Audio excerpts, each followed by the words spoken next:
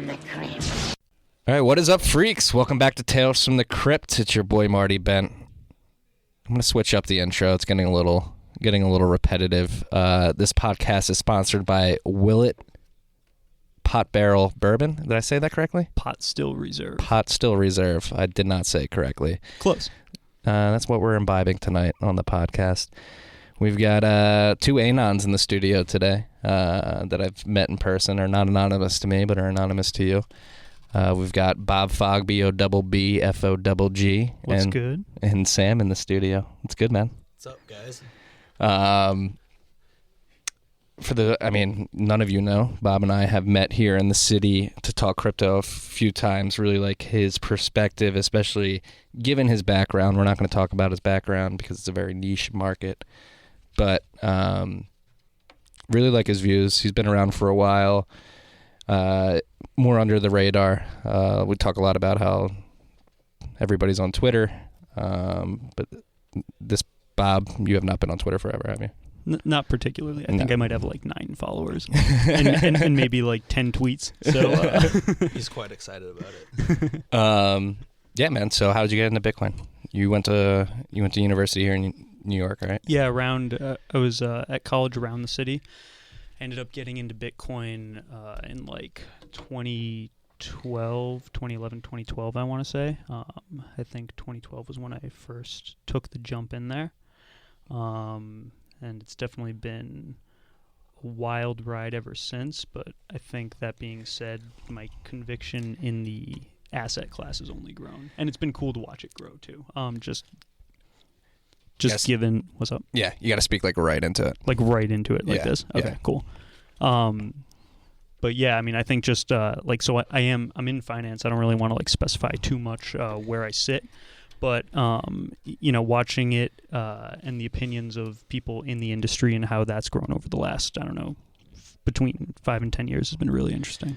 What's the wild ride been like for you? So I've talked about my wild ride, getting into it, getting into shitcoins, and then falling out of love with shitcoins and falling back in love with Bitcoin. Is your path similar at all? Were you trading back in the MinPal days, back on Gox? What was that like? Definitely not as far back then. I would say I am more interested in the shitcoins now than I was. So actually, this is something I'm pretty excited to like get into with you, because I think our views are a little bit different. Where you're sitting like from the, I guess, what is known as like the Bitcoin maximalist perspective. Mm-hmm. So I want to hit you on that a little bit. Hit me. I've been a bad boy.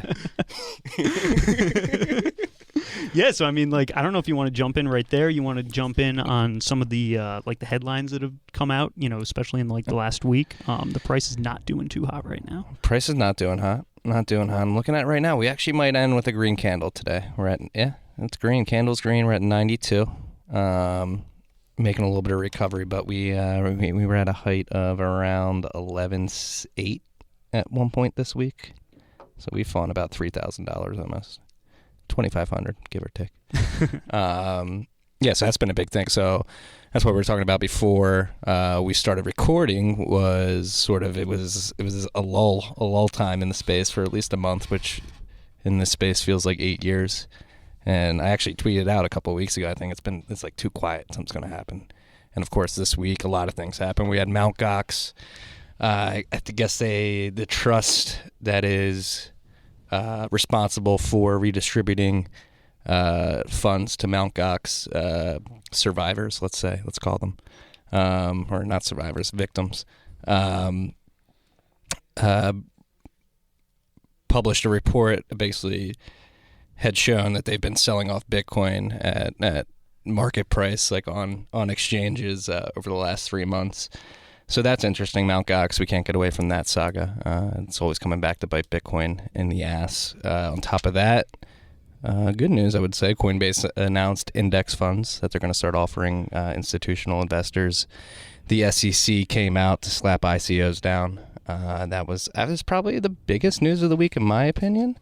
We'll get your opinion in a minute. And then we had Binance, which had a malicious phishing attack basically affect a lot of their customers. A lot of their customers got caught up in a phishing scam, and the trading bot, I guess they blamed it on, stole a bunch of their altcoins, pumped a via coin, and then sold everything back into Bitcoin.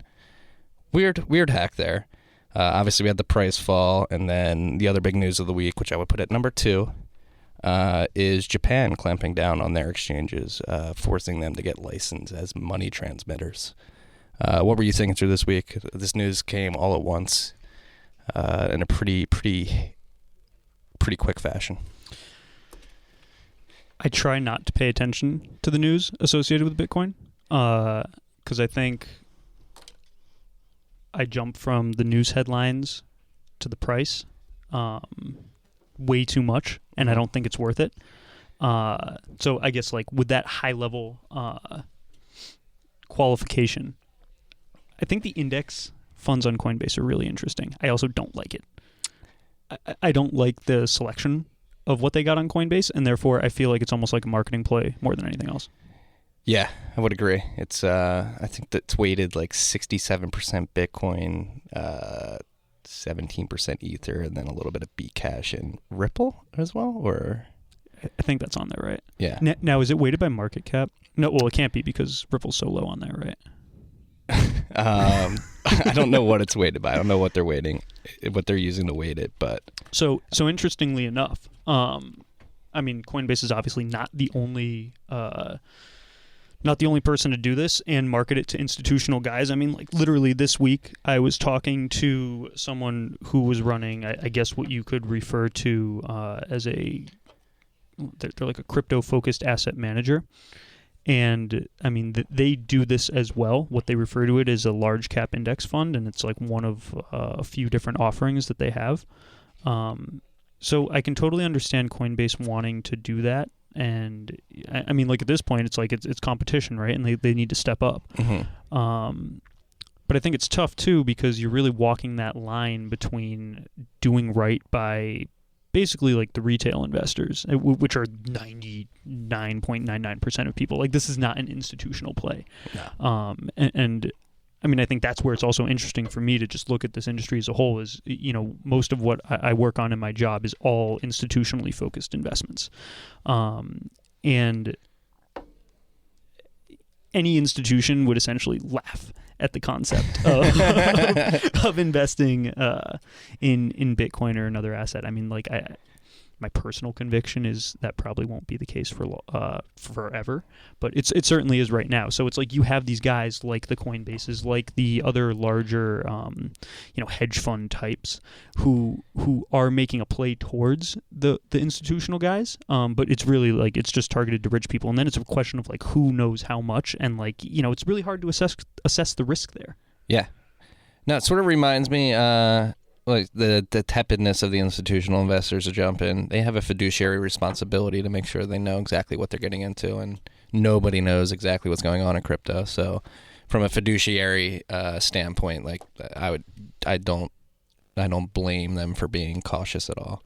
But it's actually funny, while you were saying that, I drew parallels to the ongoing debate about whether or not we should change the proof of work. So a lot of people think Bitmain has too much control, but I would argue, yes, that's true. But Bitmain took a huge risk early on in Bitcoin and cryptocurrency's lifespan. Like the incumbents that would have created chips to mine Bitcoin for the last 10 years, like the risk is too large for them. Like for your NVIDIAs, your ARMs, like to make ASIC chips specifically for Bitcoin.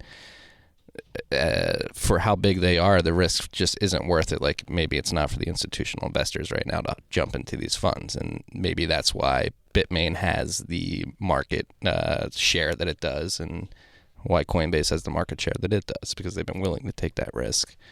Good for them. I don't think they're going to be the only games in town forever or the biggest games in town forever, but I think what we're seeing is sort of the nature of the beast of this new asset class is these incumbents aren't able to take as much risk as these go-getters, as you say. Well, yeah, I mean, I think the question really is, okay, so let's say that you were running the cash for the retirement plan, the pension for the teachers of the state of New York or the like California employees retirement system. They need to take all the risk they can, CalPERS. CalPERS needs to take as much risk as it can. Well, they're a little different because they can move markets. They're huge. But if you're looking at it from that perspective, and it's like you're trying to do right by these like what are considered like public servants. It's like, okay, like is that acceptable? And I think so I listened to the episode with Ari last week. And I mean, he was in Chicago. Like, he had to ask himself that question as well. I mean, obviously from like a little bit of a different perspective, the university endowment look. But I mean, it's still like the same thing, right? I mean, you're trying to do right by someone who is not yourself. Mm-hmm. If you're a high net worth or a family office, it's totally different because like that that's your cash that's on the line. Yeah. And I mean, it's tough. I think. Like personally, if I did it, I would definitely invest in the crypto asset class. But I think there's a lot of benefits to jumping in right now. It's like, number one, you do a very small amount. So if you're working with billions of dollars, that small amount can be significant relative to the crypto space right now, mm-hmm. which I think is really good. And also, you can really like if you're. So in the private equity industry, the guys that jump in first, they're allowed to basically set the terms of the engagement and set the terms of the partnership that eventually becomes a private equity fund. And those what they refer to as like first closers. Mm-hmm. They can really they can negotiate terms that are much more advantageous for them. And if I was running an endowment or something like that, I would go to one of these guys, say, okay, like I'm not going to allocate a large portion of my cash, but it's large for you guys, and it would actually put you in play, and it would put you totally differently in the eyes of the institutional investor asset class. Mm-hmm. And I mean, you could like cut your fees in half. You could negotiate way better, like way less carry, and you could just make it so you're basically like running the game from that perspective, and then everyone would look to you for a thought leader. So I think there's a lot of upside there.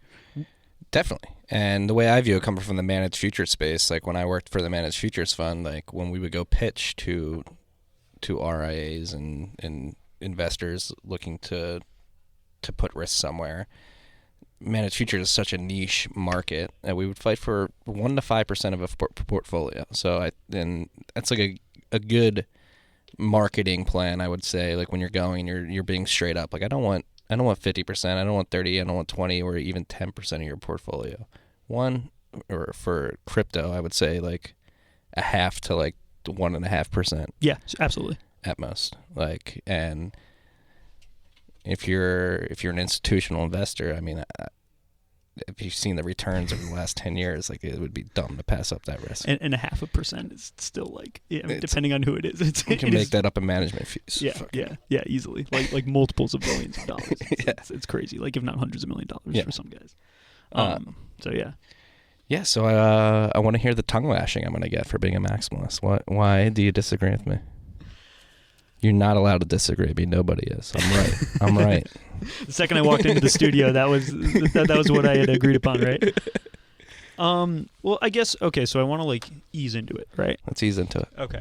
So I guess my first question, more so than how you refer to yourself as a maximalist, is... See, let's take a step back there for maximalist. Refer to myself as a maximalist. Let's lay this out for everybody. Okay.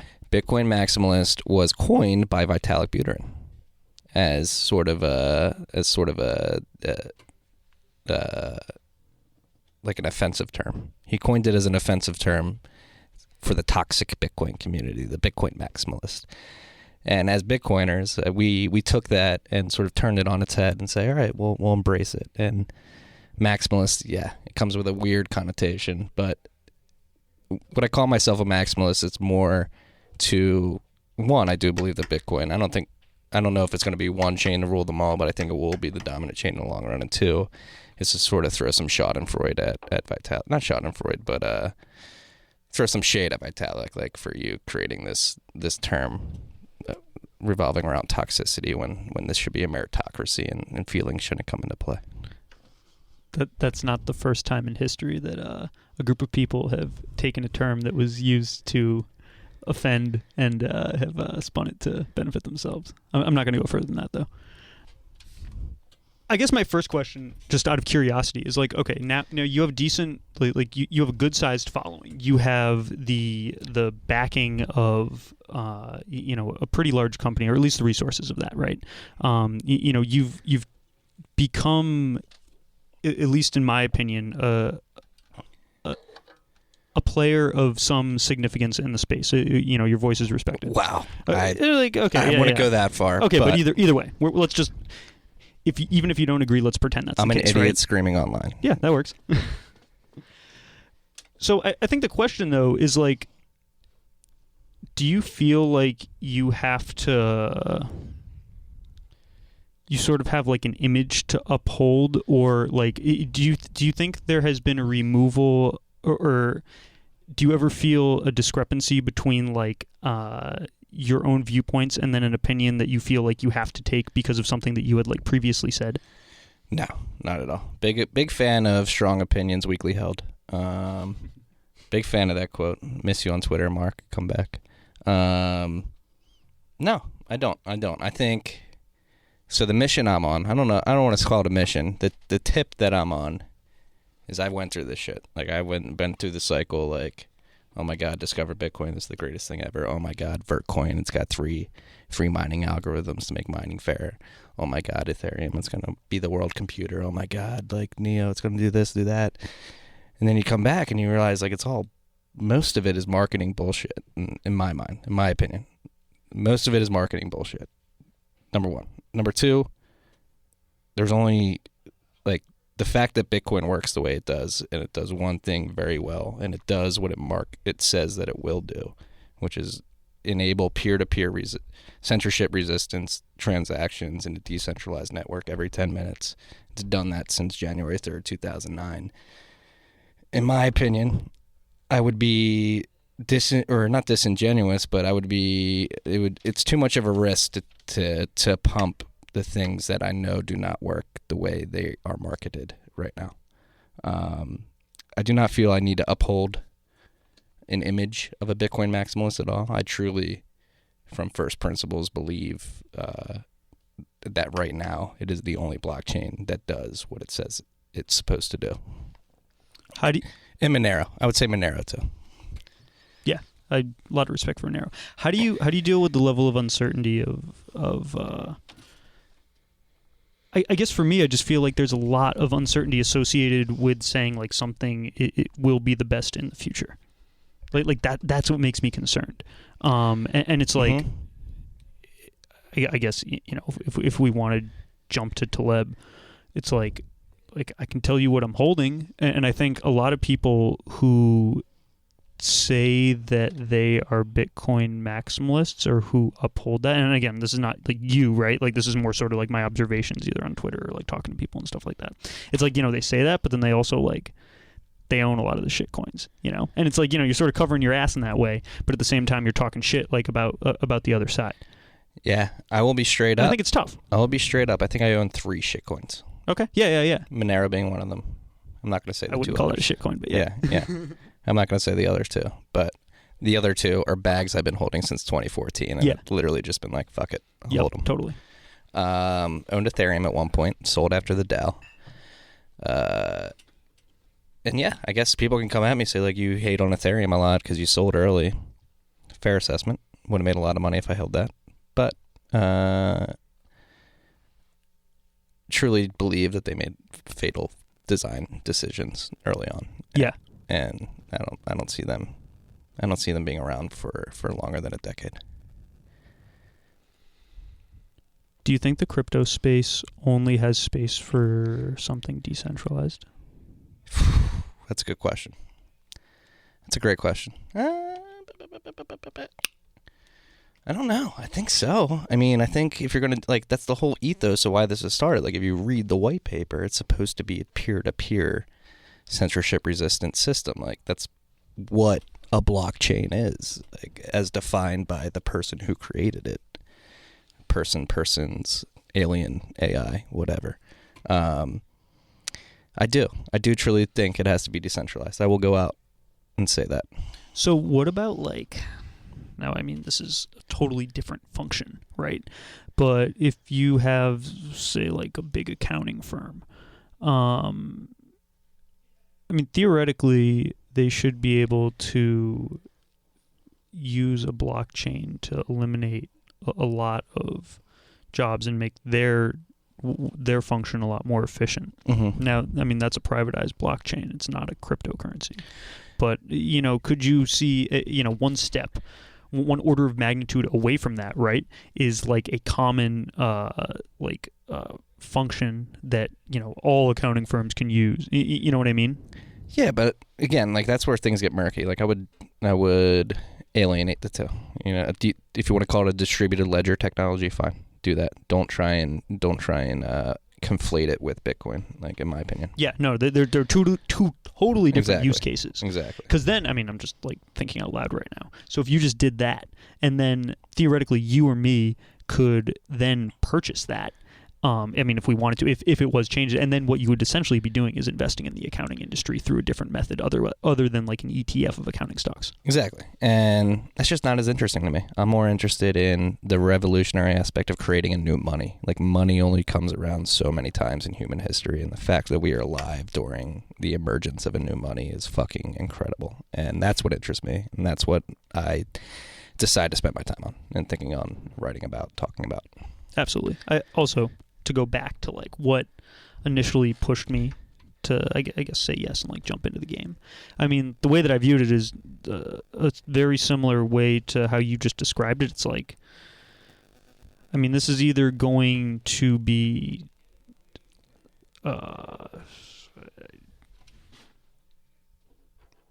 I don't want to sound like melodramatic, but like, world changing, or it's not going to be anything. And like, I'd rather take that lottery ticket than not. It's binary. It's binary. We talked about this at the Ace Hotel. It's fucking binary. It's either worth zero or it's worth nothing. I'm sticking my neck out there saying it's not going to be worth nothing. It's not worth zero or nothing. It's worth zero or everything. Like exactly. So the problem is, sorry. You know what comes into it? It's like,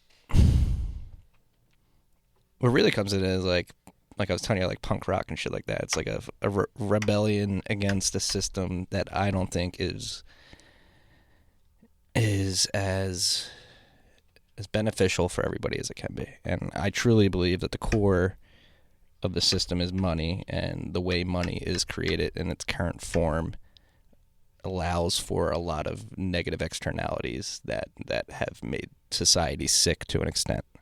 Again, we've got opioid addictions here in the States, opioid addiction at all-time highs, heart disease at all-time highs, depression at all-time highs, the disparity between the rich and the poor at all-time highs. Like, yes, we have the Kardashians, we have the internet, we have TV, we never go hungry and shit like that. But I think we're sick to an extent, and the core of why this society is sick is the way money is created, and who's closest to the spigot really affects sort of everything when it trickles down, or because it doesn't trickle down. Reagan. Big fan of Ronald Reagan, but that was a dumb economic policy. So that's where I'm coming from.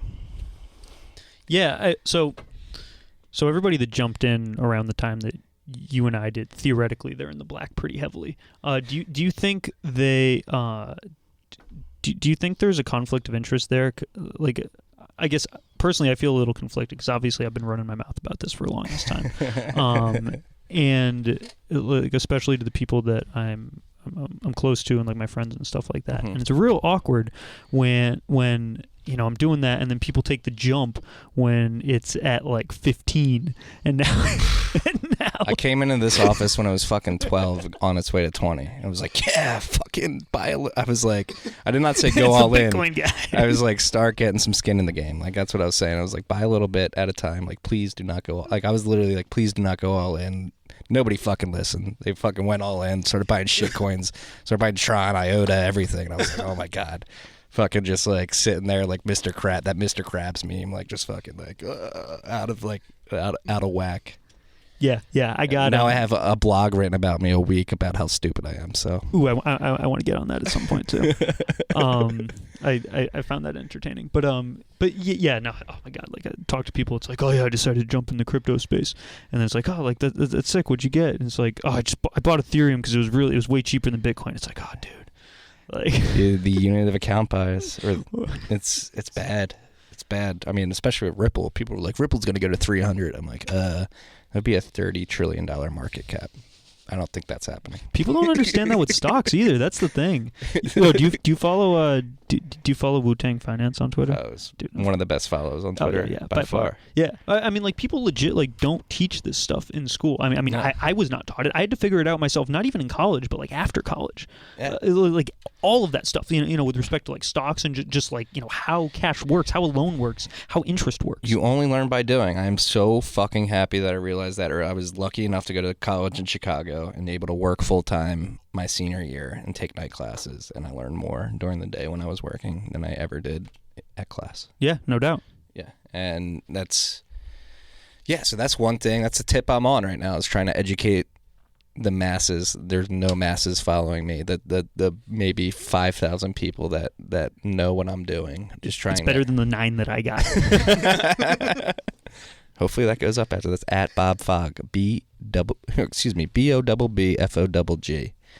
on Twitter. Look him up. Hell yeah. Yeah, so that there's obviously a lot of confusion, and that is another beauty of the space, is that it's such a nascent technology and a new asset class. Again, new asset classes don't come along that often. And sorry, can I interrupt you? Go. Is it nascent or nascent? Because I've been saying nascent my whole life, but I'm totally willing to admit that I'm wrong. Again, I'm an idiot screaming online. Okay, yeah, I literally nascent, have no idea. nation. I think it's a preference thing. I think you can say I'll either go with or. that. Either. It's the same thing. Okay, cool. Nation. The SC, I would say. Conscious. Yeah. Nation. Yeah, I was working with the silent C there. Yeah. Okay, sorry. I think they both work. I could be wrong. You could be wrong. Maybe we're both wrong, and it's like nascent. That's probably more likely than anything else. Yeah, so that's the one thing, is like trying to, that's the other thing for me, because I write the newsletter every day and do this podcast. Like, who the fuck am I to like give people advice? Like, nobody knows what they're doing. Like, and that's like, I've been really careful with how I market what I'm doing here. It's like, hey, so the newsletter, Martys Bent, my inclination and what I think in this space. Like, literally the tagline of my newsletter is like, here's what I thought was interesting. I'm just gonna like explain it to you. I'm not an authority figure at all. I have no authority in what I'm saying, other than I've been around and can tell you people what I've seen. You people. You want to talk about your the thing that you linked to today? Yeah, that was some pretty heady shit. My wife was out with her friends last night at dinner, so like I got to like throw on some music and read a bunch of shit. Nice. And before I threw on some music, I watched some George Gilder, Scandal of Money. I'm not familiar. He wrote Knowledge and Power. Very, very prolific author. Wrote a lot about information theory, specifically in Knowledge and Power. And I watched a couple of interviews with him describing information theory. And it's some incredible stuff, and it's very applicable to Bitcoin. Andrew DeSantis, Bitcoin's, what's that fucking show on USA Network? About the futuristic. Oh, Mr. Robot? Mr. Robot. Oh, I love that show. Yeah. Never watched it. Oh, wait, are you serious? Oh, dude, you got to get on it. Actually, okay, wait. So can we go back? Let's go back to what we were talking about when I asked the question of having like a decentralized currency. So what? There's been 3 seasons. Do you watch it? Yeah, I think it's 3. Yeah. There's 3 seasons. Second season was okay. Third season was back. First season was phenomenal. I don't know if you know anything about it. It basically, I'll give it a plug here. Hopefully that's okay. Free ads. We're giving away free ads. No spoilers here. Yeah, it basically deals with someone who. It deals with someone who has like a lot of it deals with the concept of mental disorder, mm-hmm. and then also the concept of societal disorder, and it sort of melds those two, and they're 2 very different storylines. Mm-hmm. On the societal disorder front, there is a large conglomerate that plays a very big role, and they introduce there's been a societal collapse. And they introduced their own coin. eCoin, right? Yes. That's one of the best troll accounts on crypto Twitter. Oh, really? It's the eCoin CEO. that guy is a badass on the show. That's the only reason I know Mr. Robot is like via crypto Twitter and like that the CEO of eCoin, like people making memes about that. That's funny. Well, so I think that's a good example of a situation that could potentially arise that it's not decentralized, and that's also a good situation. Not even talking about currencies, but just from a political perspective, of where a company has more power than a government. I could see that, but that's the whole even that's still a centralizing aspect. Like that, I think it's completely decentralized or nothing. Like the whole ethos of this is like the way I view when I close my eyes and I visualize Bitcoin. I've said this before. I see like a huge beam of light going up to the air. Maybe it goes through like the middle of the earth, which actually doesn't make logistical sense. Let's say we're talking about like a town of 100 people, and in the middle of the town there's a huge beam of light that goes up in the air. When I visualize Bitcoin, that's what I visualize Bitcoin as that beam of light that anybody can go to the center of town and just embed information into. And every 10 minutes, a new beam of light shoots up, maybe. I don't know. I'm describing this terribly, and just embeds the information. It's a public utility in my mind. And if that's going to be distributed by a company like Ripple or something like that, like it's just a non-starter for me. It comes back to first principles. And from first principles, it's grassroots, organic, or nothing in my mind. Could be wrong. I could be very wrong. But I just got a feeling. It's a visceral feeling. It's a gut feeling for me.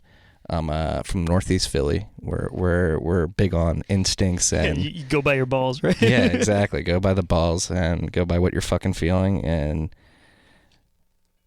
try to back it up with some credibility. But again, like I've got this gut feeling that this is like a once in a lifetime, not even lifetime, once in a probably like 10 generation opportunity.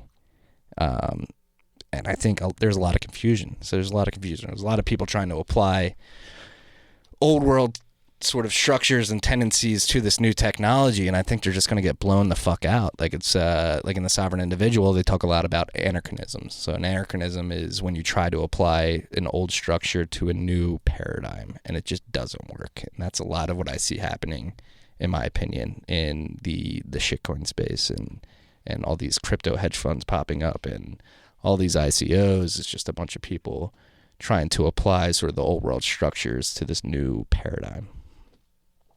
I don't know if you have anything to say to that. I feel like this is like turned into like you interviewing me now. I sort of like it. Like I never get asked questions on here. Well, it's interesting. I mean, it's like I want to get your thoughts on this stuff too. Yeah. I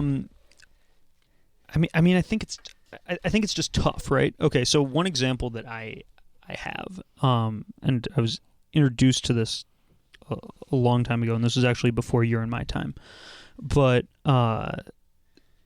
back in, I don't know, I guess the 80s, there, obviously you're familiar with VHS. Potentially some people who are listening to this may not be familiar with that, which is a pretty crazy thought. Right. But before VHS reigned supreme, there was another competitor to that technology, the video like tape technology, called Betamax. Now, I guess what ended up being the case was that Betamax was accepted, generally speaking, as the far superior technology. And now I don't know like what that meant back then, right? But like, either like it played it at a higher definition or faster, whatever, right? Doesn't matter. Obviously, VHS ended up winning, and that ended up being like the household name. And my understanding is that that was really just due to all these other externalities. Whether that's like marketing or like a large company getting behind it and being able to push markets. And I think the question that I would ask is like, let's pretend that some huge ass conglomerate just like is able to develop some sort of coin that has an ease of use like tomorrow. I mean, that is obviously far beyond Bitcoin, right? Do you think?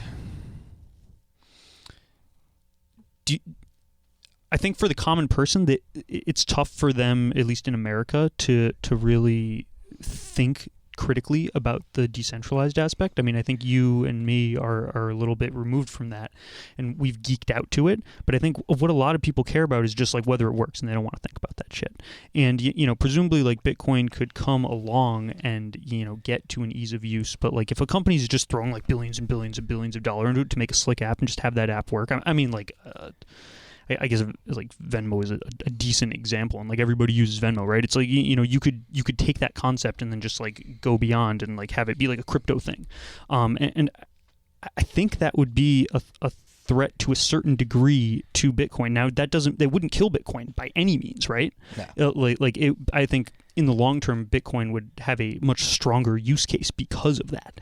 But I think when you're looking at it from a price perspective, I think that could significantly hurt it. And a lot of people that are using it to invest in it, they could get hurt, and then they could be like, oh, fuck that. Like, I'm going to jump to this other thing.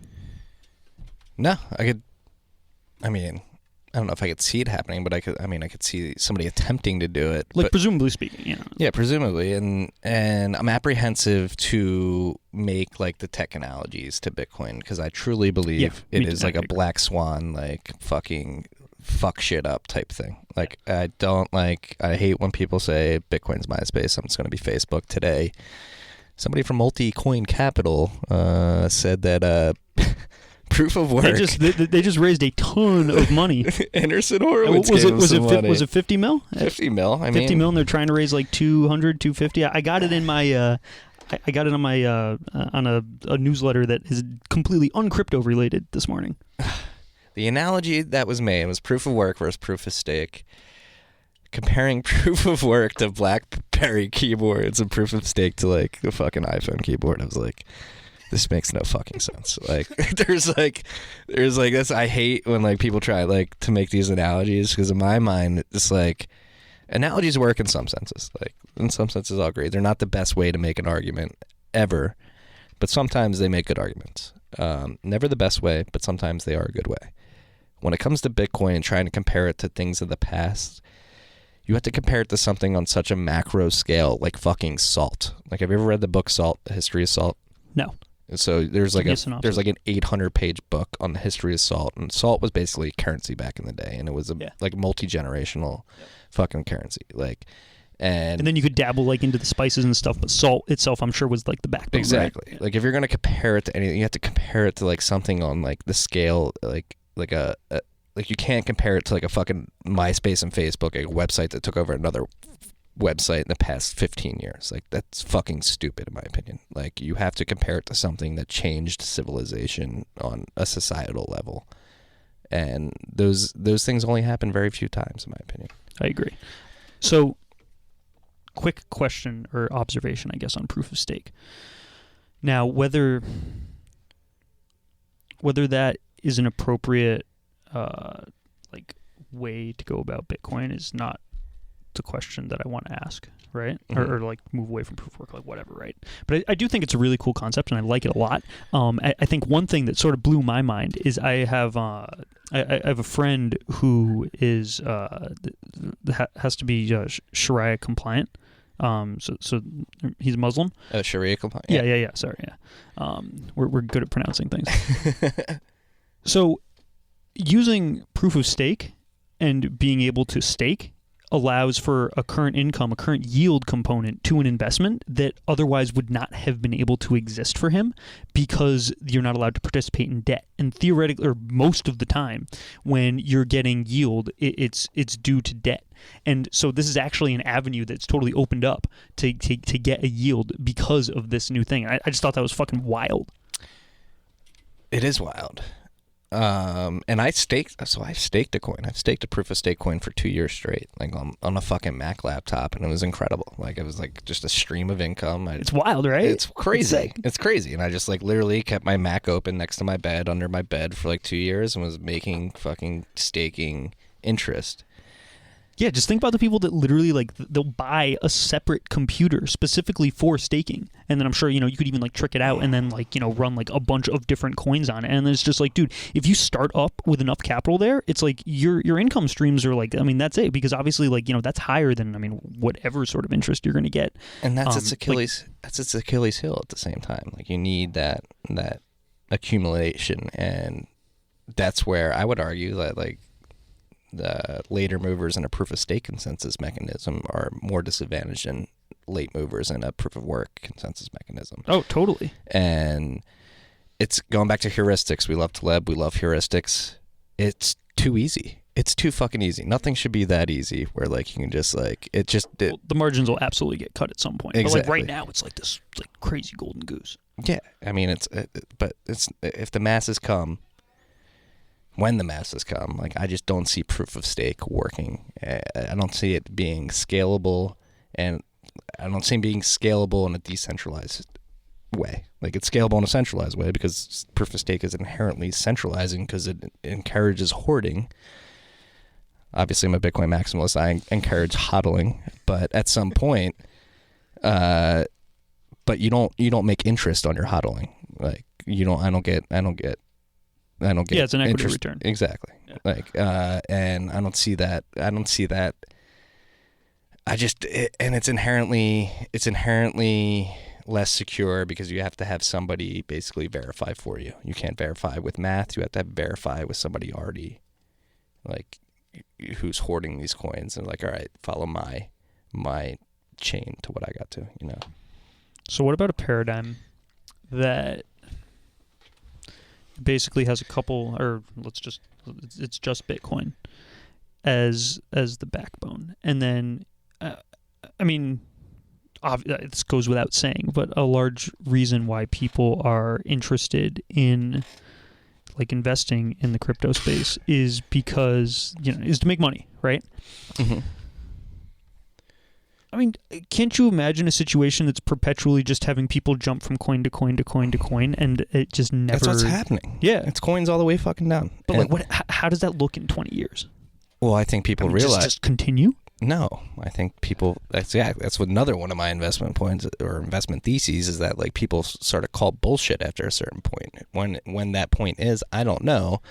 But at some point, people are going to put their hands up, be like, all right, first it was Ethereum, then it was EOS, then it was Neo, then it's fucking Geo, whatever. It's coins all the way down, turtles all the way down, and people are just Bitcoin is just gonna suck everything in like gravity. It's like this is the only thing that's been around, does what it says it's gonna do, and that's the other thing from a marketing perspective. Bitcoin doesn't have to do much more. Like it just says like, hey, we're gonna enable peer-to-peer censorship-resistant transactions. That's all we're gonna do. We're not gonna promise you the world in a marketing deck. Like we're just here.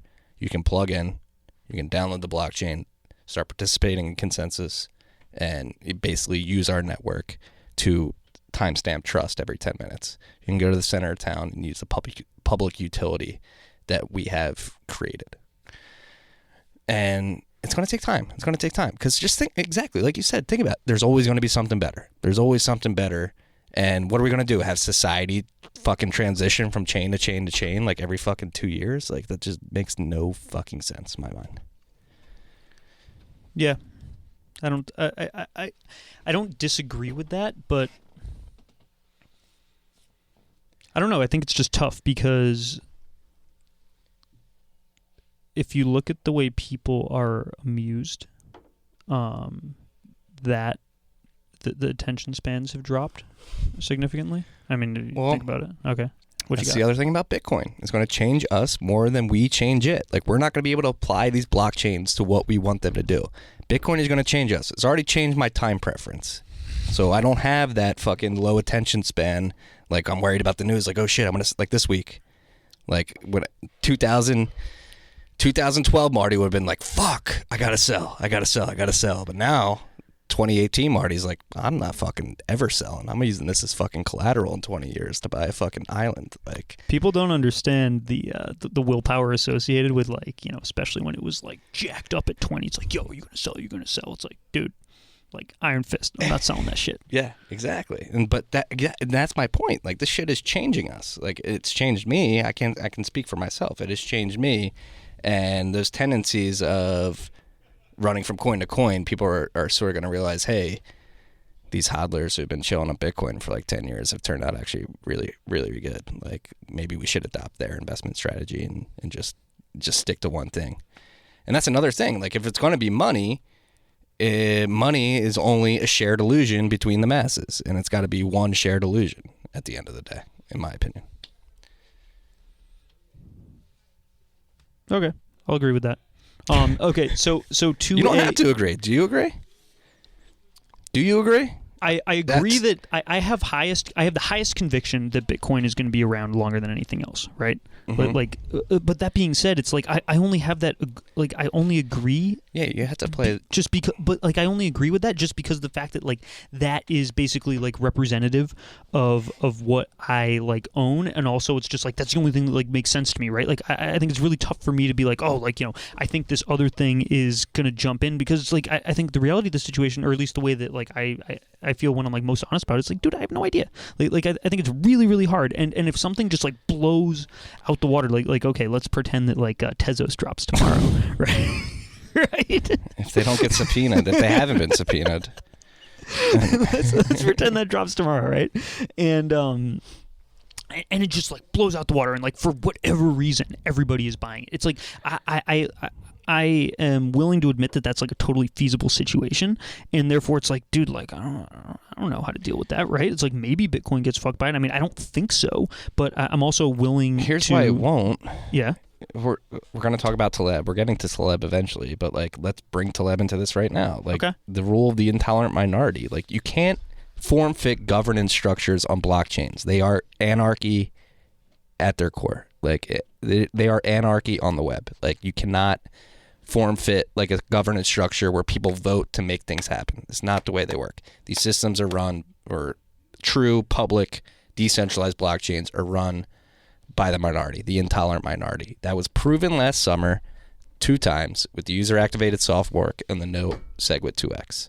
The intolerant minority in Bitcoin stood up to the VC money and the incumbent unicorns in the space who wanted to change the nature of Bitcoin, and basically said, no, this is decentralized money that we all get to participate in.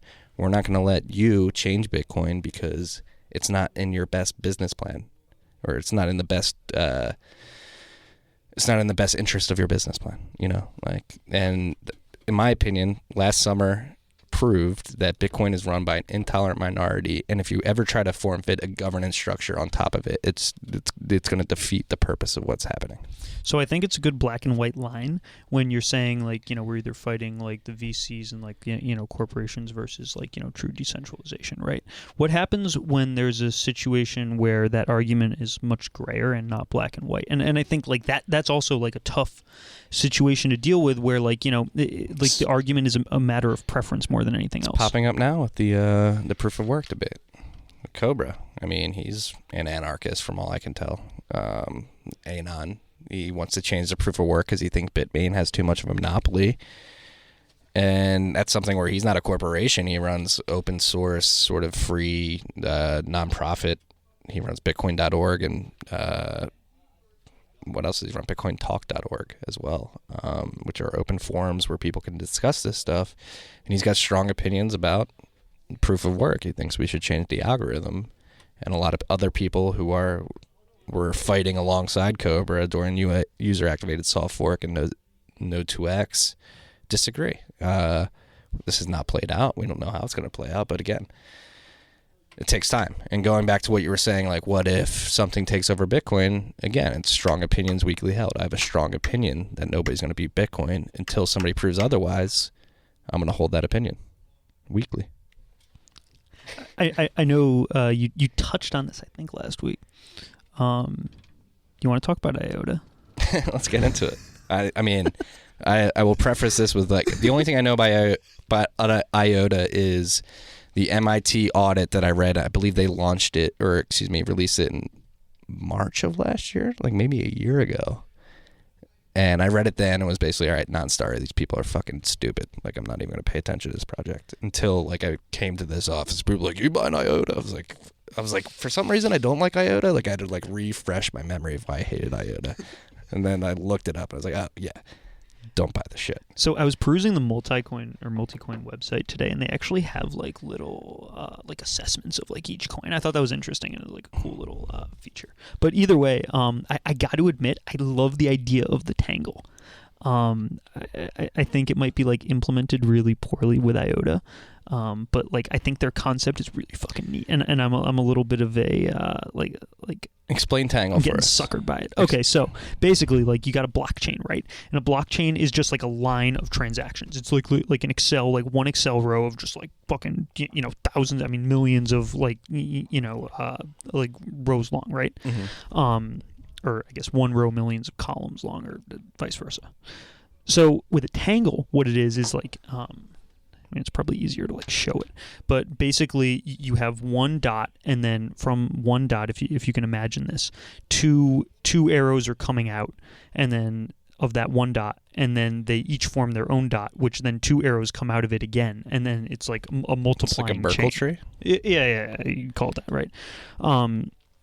And so each of the two preceding nodes or dots or whatever you want to call it verify the previous transactions, right? So the reason why IOTA was there was so much hype around it, and also why it didn't work, is because of the fact that there was so much hype around it is because this is not a blockchain. It is like a new concept of a cryptocurrency where every single it's a non-linear thing. So they call it a tangle, right? And it's basically like a web instead of just like a line. And so that's really fucking cool because it requires so little energy to like run each node, and then so what they were saying, or at least the concept, is that you could appropriate it to like a toaster, and it's like an Internet of Things version of like a blockchain or like whatever, right? So then you could have your toaster talk to your fucking watch, talk to your cell phone, can talk to your like your light switch in your house, and you have to use the centralized like Google Home. We're gonna get. Does that make sense? It does make sense. It does make sense. And we're gonna get cosmic here. Okay, let's do it. So this is like IOTA and Nano, Ryblocks, whatever they're fucking calling themselves now. Like they have those like Ryblocks is you run your own blockchain. Everybody runs their own blockchain, and they immediately sync up somehow. I don't know the nitty gritty. I'm going to argue that proof of work, the amount of energy needed to mine a Bitcoin block and the amount of energy that secures the Bitcoin network is completely necessary to give it value. Like it's when you get to like a cosmic level, like things revolve around energy. Yes. Like I honestly believe, I can't explain it. I'm too dumb to explain it. This is a heuristic. I think the expended energy on Bitcoin makes it what it's worth. Like you need that sort of gravitational pull to the value system, in my opinion. I don't know why. I don't know how to explain it. I just like heuristically speaking, like the amount it's of like hard things are worth it. That's the concept. Exactly. That and that's my first principle sort of view on like proof of work versus other consensus mechanisms. Tangle, I mean, it's IOTA specifically, maybe Tangle is cool, but IOTA specifically trying to like spin up your own fucking cryptographic collisions is fucking stupid. Well, yeah. So that's the whole thing, though. Is like you don't have to carry the blockchain, right? You only need to carry like the two preceding like interactions or whatever the fuck. I don't know, like their lingo or whatever. I watched like some really long ass video, and then I read like some long ass paper about it, and I was like, oh shit, like that. What interested me about it was just the fact that it was totally different than just saying like, oh, we're gonna do Bitcoin but 2 minutes instead of 10. Right? At least they're getting creative. Yeah, exactly. And it's like I respect that, right? So it's like, okay, I totally like I geeked out to that. Now the issue of that, the issue there is that like the problems are associated with like freezing the freezing the whole tangle, and that's what like they have this thing called like a coordinator or administrator or some shit like that. I don't know exactly what it's called. Something centralized, it sounds. Yeah. That's exactly what it is. It's this centralized thing that basically has to like check like how and make sure that everything runs. Non-starter. Exactly. Doesn't work. And it ruins it totally, right? So my thought, and again, like, I am no cryptographer. I do not know how to code. I took a one computer science class in college, and I had my buddy who's a coder do the final for me. So Boss. Yeah. Boss. So I can't say I can't speak to the technicalities of it, but like, why can't instead of having this like centralized like person or decision maker freeze everything and make sure everything's right. It's like, why can't you just have like a timed thing that basically like freezes like every previous transaction? Because I guess like you're without the coordinator or whatever, it's like you can easily just like fucking like flood the system and then like fuck it all up. And I just feel like there has to be a creative way, like, or potentially it doesn't have to be, but I view it conceptually as like there could be a creative way to like do that without just having a long string of numbers that are gigabytes and like much bigger than gigabytes transferring every single time. And it's like, okay, another way around that is obviously like SegWit, right? And just like pulling it off the block or whatever. But yeah, taking the witness out. Yeah. So it's just like I don't have as much. I have a little bit more coding experience than you. Not enough coding experience to ever consider myself a developer or anything like that. My coding experience goes so far as I can make you a shitty website with HTML, CSS, and JavaScript. But my other coding experience comes from when I worked in the Managed Futures Fund. I was working in MATLAB, and I was pulling data from Bloomberg using a code base that our CIO had built. So I learned a little bit about code and pulling data and utilizing APIs during that time. And fucking software is hard, man. It's really hard. Like, it's really hard getting it right every time. And that's one thing like that people don't realize, especially non-technical people. Like, it is extremely hard.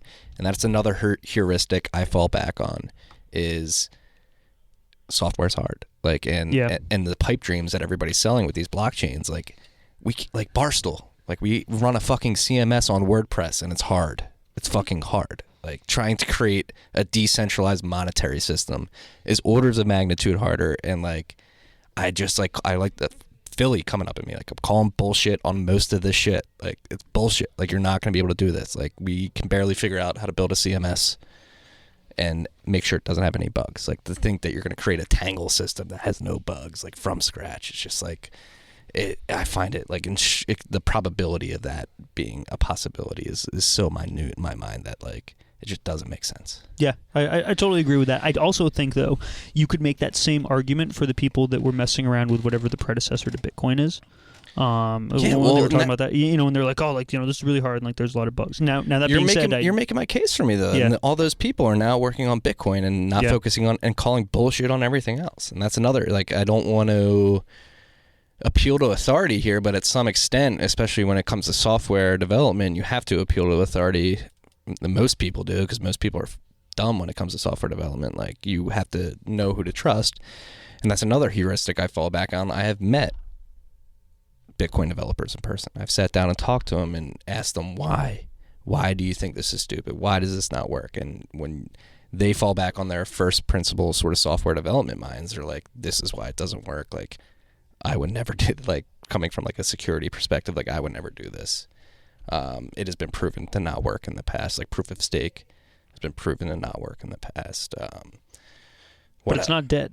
It's definitely not dead. I mean, people are going to keep iterating on it, but that's another thing. So, like, I talked about this. Who did I talk about this with? I forget who I talked about this with. But the one thing with like Ethereum specifically, another heuristic that I go on is like Vitalik's what, 23? Yeah, he's young. 23. Vlad's my age. He's 26, 27. Like, all these Ethereum developers, like your average crypto hedge fund manager and like Ethereum developers, probably like 26, 25. They don't have enough like experience to, in my opinion, like just falling back on heuristics. Like, they don't have enough wisdom. They haven't been battle tested enough to know that what they're building is not like ironclad. Like, any old school cypherpunk that's been around for like 40 years is working, like, and is interested in cryptocurrency, is focused on Bitcoin from what I can tell. Do you think it's good that they're doing it though? Do you think it's good for the ecosystem that you have guys who are rebelling against the idea of Bitcoin, or do you think that's a negative? Oh yeah, competition's good everywhere. I mean, it's fucking what makes the world go round is competition. I think it's good. I just don't agree with them. I mean, and that's okay. That's okay. I have friends in Ethereum. I have Ethereum developer friends. I'm gonna have an Ethereum developer in here next week, like Lane Reddick, who he's a head researcher for the Ethereum Foundation. Like he's actually, if you're in New York City next Thursday night, he's hosting a debate, proof of work versus proof of stake. Matt Corallo is going to stand up for proof of work, and I forget who's going to stand up for proof of stake.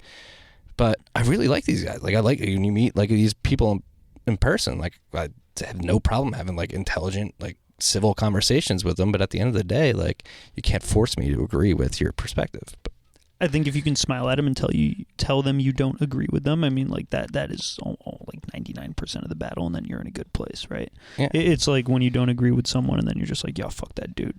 Yeah. Like the person specifically. No, you can't. And that's the other thing people have to realize. And that's one thing I get bad at sometimes. Like, I mean, it's tough. It's like literally against human nature. Yeah, exactly. But that's you have to separate the person from the idea, and it's not easy. I think I find a happy medium though, where like I'll openly admit I could be wrong, and I openly seek out these people, like, prove me wrong. I have not been proved wrong yet, in my opinion. Like I have not been convinced that I'm wrong yet. Would you ever want to have someone on the podcast who just like straight up like still thinks Bitcoin is gonna crash, or it's like fake or something like that? Would you think that'd be like interesting or a waste of time? Yeah, just out of curiosity. This dude working at Google, I forget what part of Google, where Adam Singer, you know him, he's on Twitter. He fucking hates Bitcoin, like shits on it any chance he gets. Like, have him on the pod. We've DM'd, like, next time he comes to New York, he's gonna come that's on. awesome. Yeah, that's I'm great. like, that's great. I don't know if the next time out, but I would DM to be like, I'd love to have you on the pod. Like, I want a contrarian view. Like, Yeah. it is and who knows? Yeah, this could be a fucking Bitcoin could be just like a fucking mass confusion, like a bunch of idiots. Maybe we're the dumbest people on earth. Maybe. I don't know. I don't think so, but we could be. Yeah, if you look at people's PL statement, that's probably not the case. But yeah. Yeah. That's Oh, sorry. Yeah, look, you're interviewing me. BOOB FOOG has got a fucking notepad out. He's taking notes, like getting ready to ask me questions. Are you gonna write a paper on this after? I don't got time to write a paper. No. Let's dive into Taleb. Okay, let's do it. He's my boy. I was very, very happy to have run into you at that book signing. I know, that was week. great. I turned around and I was like, yo. I'm sorry to dox you in public like that. No, there was no issues. No issues with that at all. Bobb Fogg. Yeah. I like turned around. I'm like walking to leave after it was over, and he's just like standing up, like waving his arms, being like, Bobb Fogg, Bobb Fogg. That's great. So, yeah, what'd you think? Was that the first time you seen him in person? Funny story. No, it was not. Oh, okay. Yeah. You want to tell that story? So around this time that last was year, such a good setup. A very good setup. Thank you for that segue. I get to get a little unintentionally. Get a little selfish here. Last April, I got married. Coming up on my anniversary. Wish me luck. My wife and I got married in Philadelphia. Small get together, just our parents, brothers, sisters, grandparents, and then we went to Spain and had a couple of our friends meet us over there. We were in Madrid, Sevilla. Wound up having like a ceremony in Ronda in southern Spain, and while we were there, on Twitter, I saw Nassim Taleb was going to be there, or Nassim Taleb. I was like, oh shit, Rachel, like we fucking might like run into Nassim Taleb when we're down, or Taleb when we're down here. Like he's going to be in Madrid and Sevilla when we're in Madrid and Sevilla. Like maybe we'll eat some squid ink pasta with him. And she was like, I wouldn't count on it, honey. Wouldn't count on it. Lo and behold, 10 days goes by, eat way too much cured ham. Drink way too much wine, smoke way too many cigarettes in the parks. Cigarettes are too cheap over there. Are you a cigar guy? No. So Bed for Crusties, the reason it's my favorite book is because it's like a cigar book. Like, it's like a cigar porch. Like, you sit there and you smoke, like a cigar takes like an hour to smoke, and then you're just like flipping through, and it's fun. I can smoke cigars. I cannot smoke cigars when I'm drunk. If I smoke a cigar when I'm drunk, the hangover. It's the worst hangover. Hangover the next day is like, I love cigars, but I will not do that. Or at least I've done it too much and I try and avoid it. It still happens. But I cannot do it drunk. I can do a sober cigar, but a drunk cigar will put me on bed rest for fucking like 12 hours. Totally agree. Yeah. So we're over there. Lo and behold, 10 days go by. Did not see him. Fly back from Madrid to JFK. I'm a fucking wreck. Like at the last day we were in Madrid, I thought I was having a heart attack because I ate so much fucking meat. And I was like, my wife thought she was pregnant. I was like, she told me that. I was like, oh my God. I thought I was having a heart attack. The trip ended on a good note, but like a low note. It was like, all right, like it's time to go home. Get back to JFK. I look like shit. I'm wearing like sweatpants and like a t-shirt. It's fucking like hot as balls out in New York. I'm waiting at baggage claim. My hair's all unkempt. Like I probably smell bad. I'm waiting for my bags to come up, and I look up to my left, and Nassim Taleb standing right there. And I was like, fuck. This is where I run into him. Like at baggage claim, like after our trip's done. And like I'd like tap my wife. I was like, Rach, like that's Nassim Taleb, like the dude like I was talking about all trip. And she was like, go say hi to him. I was like, nah, I can't right now. She was like, if you don't go say hi to him, I'm going to walk up to him and introduce him to you. So she basically forced my hand. That's how you know she's the one. Exactly. But like he was so dumbfounded. He was like, why the fuck do you even recognize me? Like he's got such like a niche following. I welcome him. I was like, Mr. Taleb, huge fan. Actually reading The Black Swan right now. I was like, oh, like thank you. Like big fan. And it was just in passing, like shook his hand, was like, big fan. He was like, thank you, appreciate it. And that's my Nassim Taleb story. Okay. Yeah. No, that's great. So, okay, it was your second time. It was also my second time. I think before we dive in, I'd like to at least acknowledge the irony of you and I discussing Taleb's book Skin in the Game while I am using a pseudonym. While we are both. Yeah. People exactly. know Marty. People know Marty's not my real name. Marty got thrown on me. My real name is a lot stronger than Marty Bent. I'll just leave it at that.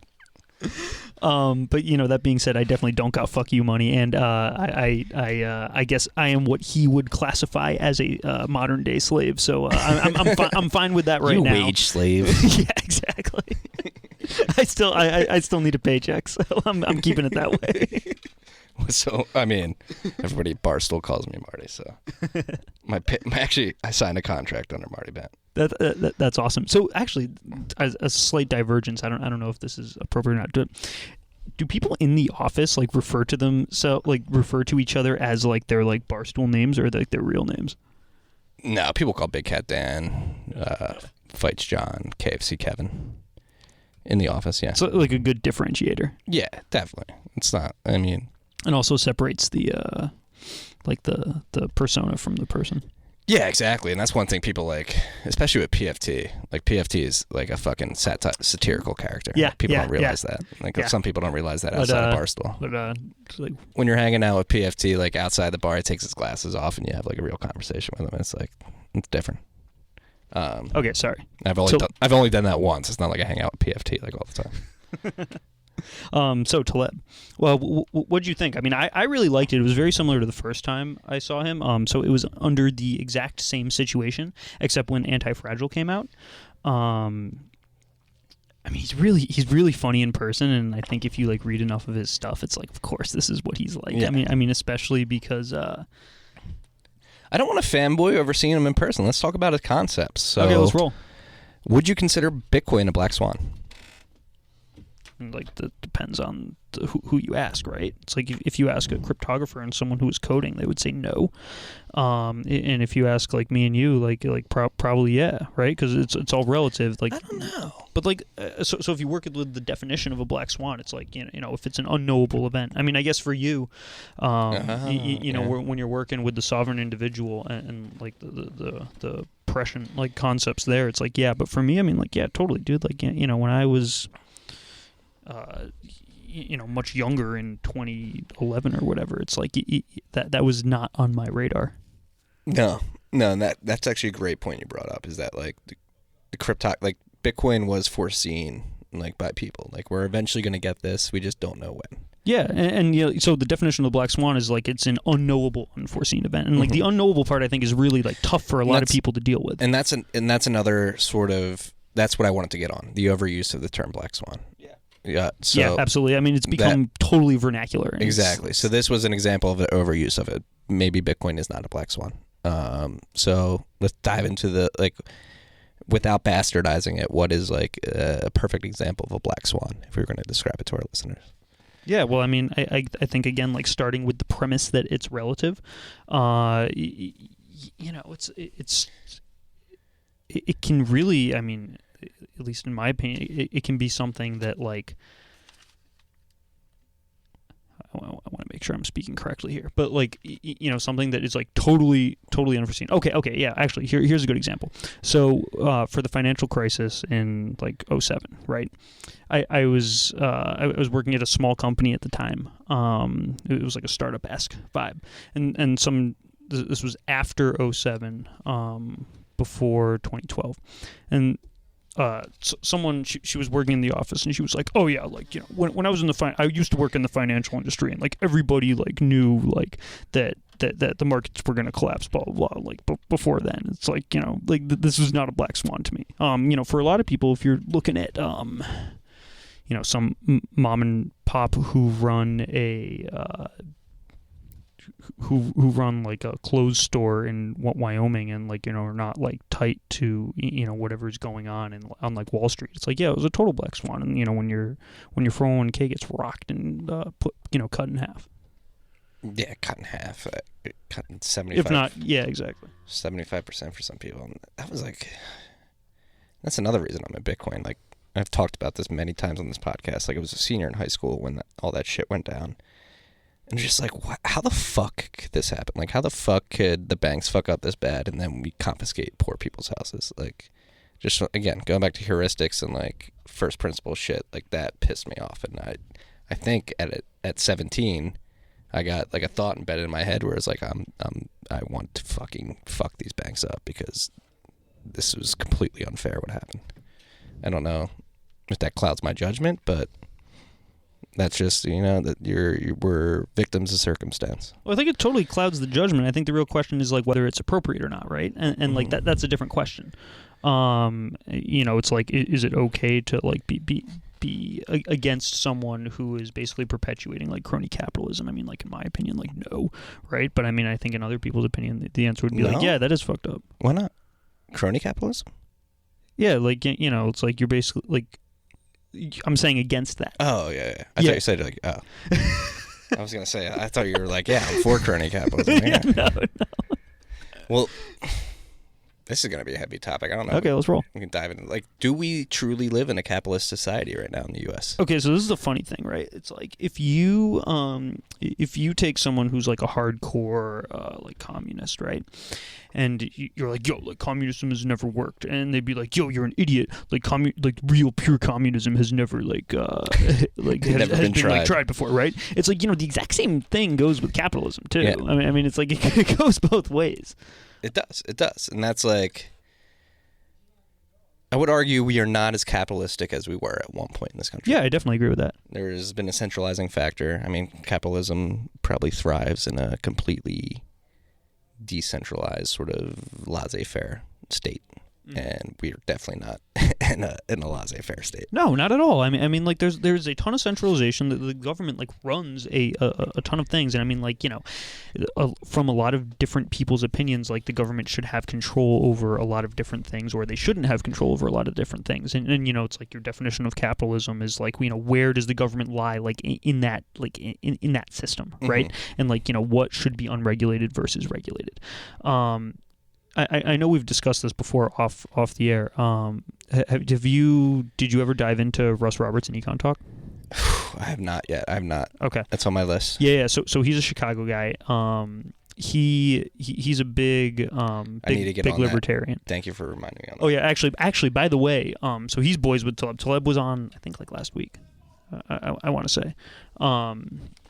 To discuss the new book, obviously. Yeah. He can't escape doing the book tour. But either way, I mean, it's like, yeah, I mean, we're definitely, the United States has a capitalist bent to it, but I mean, there's a lot of things that is regulated and the government touches. I mean, I think, it's really hard to have an ideological opinion, or it's really easy to have an ideological opinion on like what the government should and shouldn't touch. But then when you're looking at it on like a case by case basis, like a pragmatic, yeah, it's really difficult. Like, yeah. It's really difficult to decide that. Yeah, but I come from sort of the position that like the people running our country right now are so fucking dumb. They don't get technology. Like listening to the Senate hearing on Bitcoin and cryptocurrencies with the CFTC and the SEC, like some of the questions coming from the senators, I was like, holy fuck? Like, how are you making decisions for 326 million people right now? Like, this makes no sense to me. Like, there's such a disconnect between the amount of knowledge our politicians should have and what they do have. And again, this I don't want to blame the I will not blame the politicians personally. I will blame the system that they've been thrown into, where they have to focus more on raising money and campaigning than actually knowing what they should be legislating on. I agree with that. I guess two things, right? So my first thing is a direct response to that. It's like, okay, so then, like, I guess what is a better system? It's not something I've given a lot of thought to. I think I spend much more time, like, criticizing than actually, like, finding solutions when it comes to this. I think we all do. You know, and then the second thing, it's like, okay, so what is... Do you think it's a question of, like, a type... Like, it's more comment on the type of person that wants to be a politician than anything else? Oh, 100%. Like, you have to be a fucking psycho to want to be a politician. I mean, like, like a full-blown psycho. I also agree with that, but I also think it's really easy for me and you to say that because we are not politicians. I don't know, dude. You, like, you had to be a fucking psycho. You had to be a psycho to want that power. Want that power. Yeah. Like, well, and it's like, it's like power without, like, work, you know? Yeah. Like it's power without like the work associated with it is basically like charming people. Exactly. Yeah. It's tough. Charming your way to the top. Fucking Donald Trump is our president right now. Like, or charming or persuading, I guess. It's like depends, right? It's like, but they're slightly different, but two sides of the same coin. Yeah, and yeah, like I find it so. I don't know. Well, it's also really funny because his whole platform was that he's not a politician.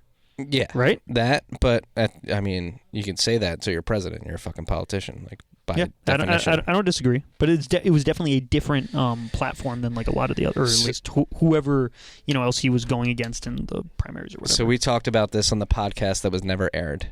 Oh, seriously? Yeah. Wait, which one was that? The one last week that we did with Blackjack Fletcher. It's not going to air. I'm sorry. I know I tweeted about it, but Matt Brown has shut it down. There was too many things said. That can't be aired That's disappointing. publicly. Blackjack's my boy. Blackjack's a fucking psycho. I can only imagine. So what we got in the conversation during that podcast was like, so I brought it up to the boys. So why do we have politicians? Why do we have governments? Why do we vote for these people? 200 and fuck, we're coming up on 50 years in 2026, right? Like 200 plus years ago, we created America. And we have this representative democracy that has grown over the last 200 plus years. At the same time, we have this technology. We've had an industrial revolution. Now we're transitioning into the information age. Excuse me. We vote for politicians to speak for us. Like when our government was created, the whole concept is that local municipalities would vote for individuals to go speak their mind at a central location where we didn't have telephones or the internet where people could call in and express their views. So we voted on politicians to go to the central place and represent our views. I argue now that we don't need to give up our voices. We don't need to vote for politicians to speak for us. We have the technology and the wherewithal to speak for ourselves. It's just figuring out how to aggregate what people want and sort of. We don't want a direct democracy. That would be fucking hell. We don't want. You mean direct democracy? Meaning one vote, like per person, and then it's just like straight like aggregate, and that's it. Right? Exactly. Yeah. We don't want that. That would be hell. But there's got to be a way. Like, we do not, like, going back to the mechanics of a politician. The mechanics of a politician is they are to speak for their constituency. They are to be the voice of their constituency, because when this representative democracy was created, it was not possible for everybody to have their voice heard. I would argue now, today, it is very possible, and we should reorg the way our government is structured so that we don't have to give up our voices to psychotic politicians. So if you don't have it be representative, but you don't have it be direct, that means you would have to weight each individual vote by each person, and I don't think that would go over very well. You know what I mean? It's like theoretically speaking, like in a much more populous area, like on the coasts or like in New York, it's like, you know, your vote would only be like 0.5 of someone who lives in like South Dakota. Well, that's what we have the college. That's what we have the electoral college. It's big with the electoral colleges. Oh, I mean, I totally agree, like conceptually, but it's just like I know. That's the that I'm would not be saying the marketing I'm not saying tagline. I have the answer. I'm saying Yeah. there's an answer out there somewhere. Okay, yeah. There's got to be. Yeah. Like there's got to be. There's an answer out there to that, just like there's an answer out there to solving IOTA, right? True. But I would argue that's why I'm interested in projects like Democracy Earth that are experimenting with liquid democracy, where you can vote on certain things that you're very knowledgeable on, but you will delegate your vote to somebody that you know is like very knowledgeable on another subject. Like you sort of play to your strengths and let other people play to their strengths, which I think makes more sense. I don't think we should have fucking Lindsey Graham from South Carolina making decisions on everything, like on computer science, on war, on policy, economic policy, on like these individual politicians should not be making decisions on every fucking subject. Like there should be experts on each subject making educated decisions on them, in my opinion. Sam, hop in here. What do you think? And get close to the mic. Get in here, Sham. Not my cup of tea. I'll let you guys keep rolling. Sam's gonna hold on to this one. No. Okay. The first thing is that I think one of the more fucked up thing is like when they're passing a bill, the ability to hide individual caveats within laws in bills, I think is just like wild. Let's go back to that's TARP. how it works. Let's go back to TARP. Do you remember TARP? I mean, like I'm The aware of the Toxic concept, Asset Relief. What's the P? Program. There we go. Thanks for the help. I got you. So that was being passed when I was a senior in high school, taking this economics class, and we went through the TARP plan, and exactly what you're saying. Politicians were holding TARP hostage unless they got Like one line. Yeah. One line was like the arrows in Kansas can be this sharp, like literally like shit, like that had nothing to do with the financial crisis. These politicians were just sneaking laws in for their local constituencies and holding the country. I mean, I don't agree with TARP. I don't think there should have been a bailout, but like going back to the mechanics of what was being passed, like they weren't going to pass it unless they got these fucking side deals in. It's totally unrelated too. And like that's the fucked up thing. You Exactly. know, like the side deals were totally unrelated to the problem that they're trying to solve. So I guess to that example, okay, so I read an article like might have been a year ago at this point about some Eastern European country that basically put their entire government apparatus like on the blockchain. Estonia, I believe, right? Yeah, I think you might be right. It was a really long article. It was really interesting. Mm-hmm. And, you know, it was like a tiny ass country, so like, you know, they were able to do it. Yeah. I just wanted to mention that because obviously like that is an example of it, like, or at least by the tenor of the article a year ago, it was working, and not only like, it was working like very, very well. Another example of it more from like a thought perspective is there's this book that's pretty well known. It's like a sci-fi book. It's called Hyperion. Mm-hmm. There's like, I don't know. Never read it, but I've heard about it. Yeah. It's like it's really well known. And so basically everybody is plugged into what is like the internet. You know, it's like their iteration of it, and you know that allows for like and when I mean plugged in, I mean like physically like plugged in, right? Like you know they can still like move and stuff, but you got like some sort of chip, and you're like connected to like everybody else's like thoughts at every point in time, and you're also allowed to like, I'm pretty sure it's in this book. It's like real time voting, right? Mm-hmm.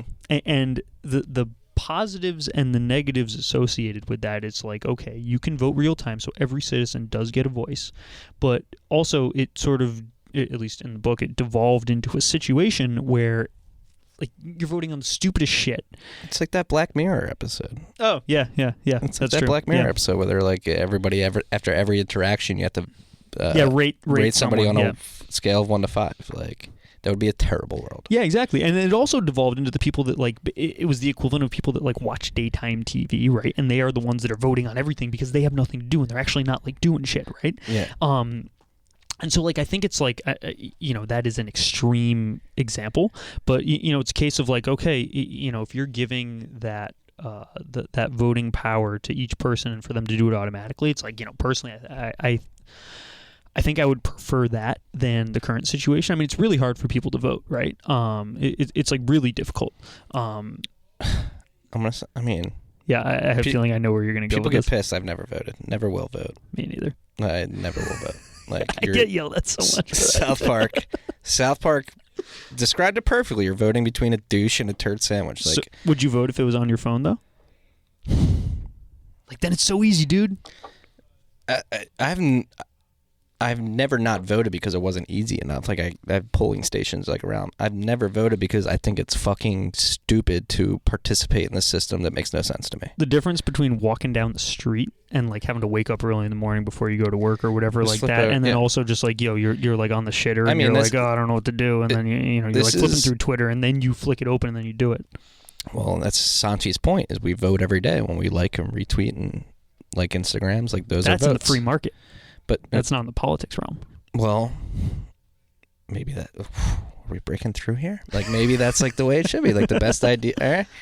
No, there's been like viral tweets that have been like proven wrong through time, but like that's our current system of voting. Like, is this model of, hey, I'm going to like your tweet, I'm going to like your Instagram, like your Facebook post. Like, that is a way of voting, some people would argue. Oh, I mean, it definitely is, and that also goes down to. Is it virtue signaling though? Which is like, do we want to live in a world of virtue signaling? That's a whole other story. Yeah.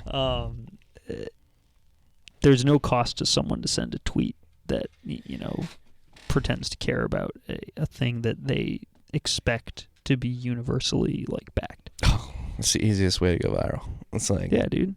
I mean, that's actually that's what Taleb's all about too. It's like, you need to have some costs associated with what you're talking about, or it's like your opinion doesn't mean shit. Let's get into it. Let's get in the game. Yeah, let's break down the concept. Yeah, no, absolutely. And okay, so two things, right? And at least I think that I have not read the book yet. But that being said, he like posts a lot of shit on Medium and stuff. I think the two biggest things are the fact that the negative incentives are far more important than the positive incentives, right? Mm-hmm. Like, you got to have your neck on the line in order to be able to like actually like speak to something. That's why I'm a maximalist. I think that's skin in the game. Like, I'm calling bullshit on everything. Like, fuck. Like being a maximalist has become like a heavy contrarian view. Like, I would argue. Mm-hmm. I don't disagree with that at all, especially for everybody that's jumping in the game now. It's like there is no one that has gotten into, or at least most people that have gotten into Bitcoin in the last like 6 months or a year, there's no way they're like, oh yeah, I'm only going to like do Bitcoin. It's like, no, because to them, the weighting of all the other stuff, like whether it's Ethereum or Bitcoin Cash or like whatever, it's sort of equal weighting in their mind. And if anything, it's actually worse to jump into Bitcoin because it's like, oh, Bitcoin already like jumped the gun, right? Like, Bitcoin's up and I'm not going to make any more money on that because it is so fucking expensive. It's like $10,000. It's $20,000 where it's like, oh, like shit, this other stuff is real cheap. I mean, have you seen Litecoin? Like, it's just got on Coinbase and it was only like $40 or I don't even know what it's at right now. But and it's like it's just totally different. Yeah, and it's a pattern, right? There's waves. We talked about this like when we met at the IOTA. Like, there's waves, and that's why I'm ardent in my maximalist views, because like a lot of these people are like, nah, dude, you're fucking stupid. Like, this shit's not gonna like Bitcoin's gonna get blown out of the water. It's like, you look at their Twitter account created like August 2017. It's like, all right, asshole, you haven't been through this wave yet. I'll let you get blown out and fucking taken with the tide. Come back to me in 2 years when you're like, all right, you were right. Like, yeah, exactly. Well, no, the thing is, we don't know if I'm going to be right, but well, the other thing is like they'll never say you're right. No. Right? And I think this actually is a perfect segue into the other point that I think is like really important, and this was hashed out very well that I didn't understand it really again because I haven't read the book, but like from the other stuff until the podcast that he had with Russ Roberts on Econ Talk, it's like, okay, so the real benefit there is, ideas don't die, and he talked about this at the talk as well. It's like the ideas don't die. It is the the people that hold the ideas, they die. Mm-hmm. And that's really important. But like the meta observation in that instance is that like individuals aren't rational, and like individuals don't learn from seeing like other people die in a system, right? Like the system itself is rational because it allows the idiots to like get knocked off. Yeah. You have to have that sort of correcting mechanism within a system, right? Yeah, straight up. But it's like, you know, so if you see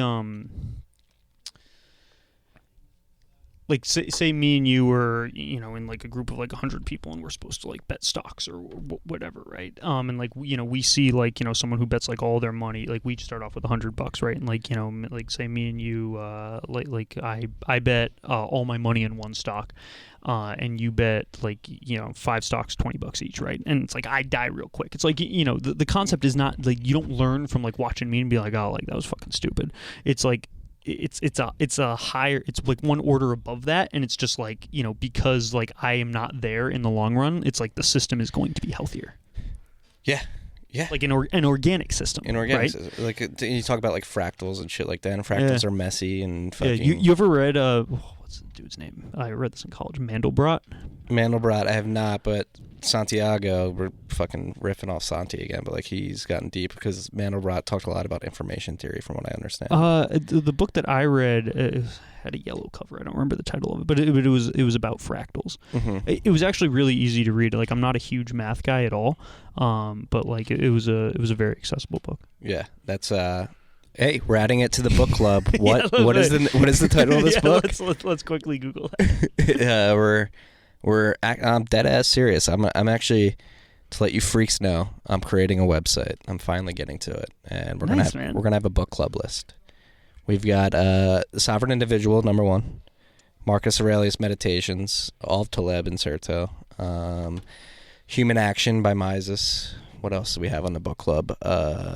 Sapiens. I don't know who it's by. Knowledge and Power by George Gilder.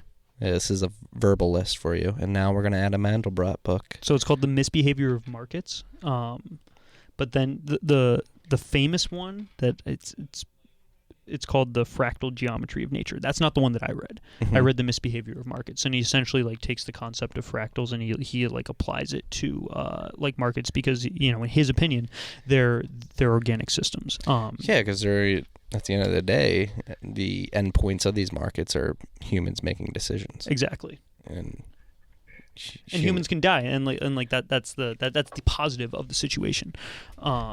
That's who the fuck was talking about this today? No, George Gilder. George Gilder, last night when I was watching that video, like the Wall Street Journal interview he did. I don't know where you can find that, but he was talking about like we only like humans as a species have only gotten this far because we know how to like hold knowledge within us and pass it on to the next generation. Like we're the alpha fucking species on the planet because we can pass information on from generation to generation, growing our knowledge base to a point where like it allows us to like speak through these fucking microphones and send it to the internet. I have no idea how that happens, but it happens because of people that came before us. And we're the only species in the world that can sort of hand down that knowledge from generation to generation. And that's hugely important. It is. It's super important. And also, I mean, if we want to bring this back to the realm of politics, that's why, like, you know, if you have someone who loses a bunch of people money or who screws a bunch of people over, but then they're not exited from that same, like, social circle, mm-hmm. You know, you're not properly or accurately representing an organic system. I mean, like an easy example is like someone who, you know, someone who was running a large bank and then, you know, during the financial crisis got bailed out and then was hired for a political position, or a politician that bailed out a bunch of banks and then was hired by a bank. You know, it's like that is not an accurate representation of like conceptually what would happen in a natural way. What happened in February 2009 was so fucked up. All these banks got bailed out, and all the fucking executives left with tens of millions of dollars of bonuses. Like, I'm just gonna walk away. Not a bad deal, right? No, not at all. Fuck, man. Okay, so then the question is, though, acknowledging that system is better, or at least, okay, that's a little too strong of a statement. That the system where people have to pay for their sins, how do you weight that versus the idea of like not leaving humans out to dry, or I guess like the concept of like humanism, right?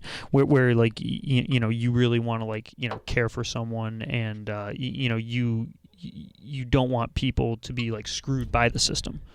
So because I think in certain degrees they can be in direct relation or direct conflict with one another. So this is a great tweet. Kevin Pham, love him or hate him, he's one of the most controversial people on crypto Twitter. I fucking love him. I very much appreciate the tip that he's on, sort of forcing people to think hard about the space. And this is something that I don't think he brought up originally. I think other people have brought this up, like DeSantis has brought this up, Andrew DeSantis. But anarchy on a global scale.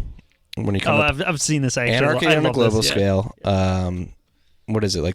It's libertarianism on a federal scale. Libertarianism on a federal scale. Socialism on a... No. Republican on a state scale. Socialism on a local scale. And then communism on the family scale. I didn't know that was associated with that dude. But yeah, I saw that and I loved it. I think it's spectacular. It makes sense though, right? Yeah.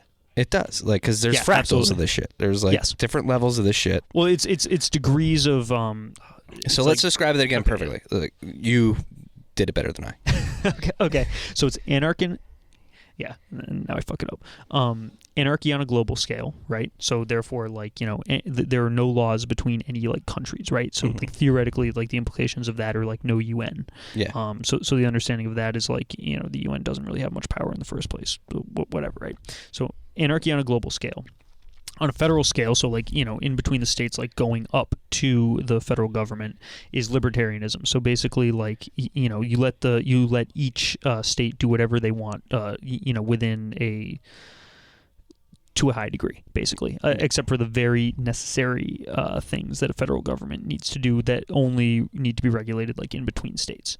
And then on a state scale, so you're a Republican.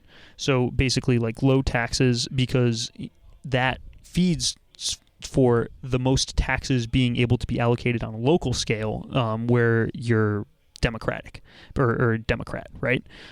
So therefore, like most of people's taxes are going towards, what they are specifically seeing in like on their everyday lives, like in their town, etc.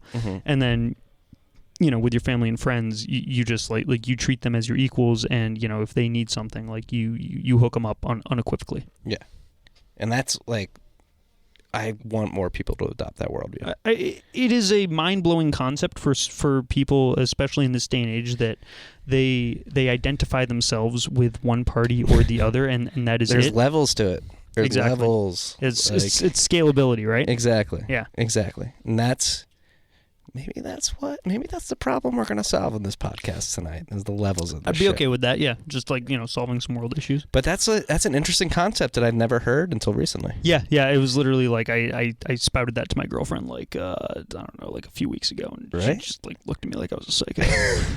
all the crypto girlfriends think we're all psychos. Just it's amazing.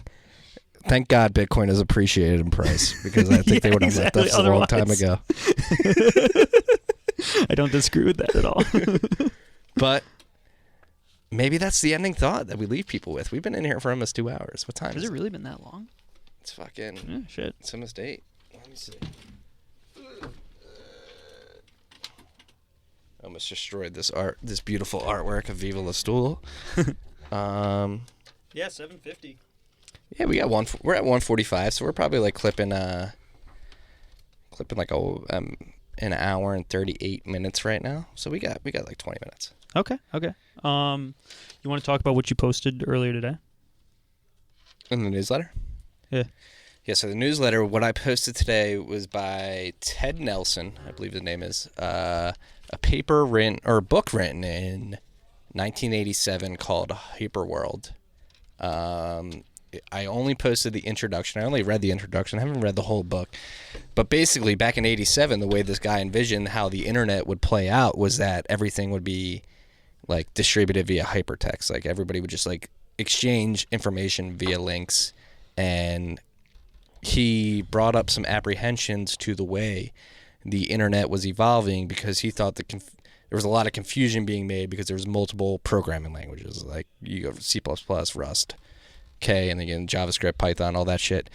I believe his thesis was that the different languages would create like a Babel situation where it's confusing to an extent. And I believe he's still alive. I believe he would argue that the internet today is confusing people to an extent because it's not as easy to build for applications built in different languages to communicate with each other.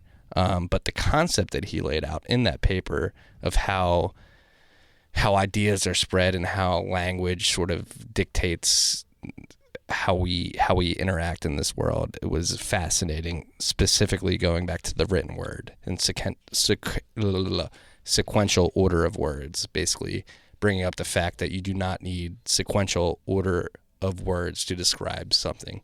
People can learn things via like memes and shit like that. So memes are the example that I fell back on, is like we are able to express ideas via a picture and 2 words that speak probably thousands of words to people. I don't know where you want to take this, but that's what I'm going to say about it. Yeah, no, I mean, I thought it was interesting. I agree with the way that you just described it. I mean, I think, his whole thing was that, or at least in the intro, throughout history, things have been bound by like physical necessities. Therefore, like, books are in sequence because of the fact that you need to like print it, and then you need to like have the paper, and then, like that's how the sentence is structured. And, it's like born out of that. Now, if you look at it from with the advent of computers, it's like, that sort of removes it. I think it was funny how he was like, like you're gonna have like CD-ROMs, and those CD-ROMs are gonna allow you to like jump on. Yeah, I think it definitely had a. Well, that idea sort of stuck around until like the early 2000s. Oh no, it was totally yeah. Minority Report, like your Minority Report, they were fucking loading CD-ROMs up to the. You remember that, like Tom Cruise, like fucking. Yeah, like, that was a good movie. Yeah, I fucking love that movie. Great movie to watch. Yeah. Well, I mean, it was like prescient in that sense, because I mean, before, like when he was talking about it, like that was not the case. But I think I guess where I found myself chuckling more than anything else when I was reading it is like he had such a he was melodramatic, I guess, in the way he was describing it, like specifically in the sentence when he was talking about like the software and the CD-ROMs. He said something to the effect of like the information lords will like deliver the information to the information peons or something, which is like funny. There's a good argument to be made that Facebook's doing that right now. Well, Facebook, I don't disagree. I just think it like mitigates the power that individuals do have. Like a lot of stuff has gone like bottom up there. Oh. Right? Like the whole overthrow in North Africa, like on all those countries, like they referred to those like the Facebook revolutions, right? Like that's not top down. Yes. It goes both ways. But again, there's levels to this shit. Levels. True. So I would argue like open source projects like Bitcoin, WordPress, Drupal, Node.js, like shit like that, like a very organic, like bottom up. But then like Facebook, they'll sort of like lull their usership into like a sense of security and then exploit them. Like they like nudge. Exactly. And like it's been proven that Facebook can fucking change people's like thoughts. Like they can literally feed you things that will make you think a certain way and give you certain feelings. That's not good. So that I would say like that information lords. Facebook is an information lord in the sense that they fucking have all of our metadata. They know where we go. They track our cookies across the internet and then sell that data to advertisers who then are like, hey, I know you're depressed right now. What was the thing about like depression that there was something like recently that like there was advertisers taking advantage of like depression sentiment on Facebook. That does not surprise me in the least, and it's definitely fucked up. No. But with the advent of like blockchain technology and what Blockstack's doing right now, specifically, like Blockstack is coming from the ethos of no, Facebook should not have that data like carte blanche. They should not be able to get everything, like just suck it from you and basically have it being a pull transaction where they pull all your data from you automatically. It should be a push transaction where you say, hey, if I'm going to interact with Facebook, I'm going to push this data to you, and because this is the only data that I'm willing to push to you. So maybe that goes into the argument of maybe the first iteration of the internet wasn't the best iteration, and there are more iterations to come, maybe built on blockchain. Did you ever read any of the Freakonomics books? I've read chapters of Freakonomics. Yeah. So Roe v. Wade blew my mind. The bagel experiment blew my mind. What else? Well, the one that I was thinking of in particular is that they had one, I don't remember specifically. This was a long time ago. But they were discussing how to solve for the problem of people not being organ donors. And they basically, the government changed it. I forget which country it might have been it's not the U.S. But they tweaked it so it was between a push and a pull transaction, right? Really? Yeah. I forget what government it is, but basically, like, you know, in some situations, like, you are assumed to be an organ donor unless you decide to opt out, and like that basically like solved the problem. The problem of like. Of not having enough organ donors. Yeah. Because like it's a real fucked up situation. Let's bring up an externality. Okay. Have you heard this externality? Like, so the medical the medical industry is very, very, very afraid of automatic cars, like or of self-driving cars, because a lot of the organs that get donated to people come from car accidents. So the advent of self-driving cars is going to make it so that there's no car crashes and no organs to be donated, and there's going to be like a shortage of organs to be donated on the market. Like, that's like, is that a negative or I mean, obviously it's a negative externality, but like, what is the net? Like, is the positive of like no people dying in car accidents bigger than people not being able to get organs? Like, that's a heavy question. And that's like a Freakonomics stat right there. Yeah, those are hard policy decisions. And then it begs the question of, should you be able to sell your organs on the open market? Like, or should it be a black market? I'll fucking sell my kidney.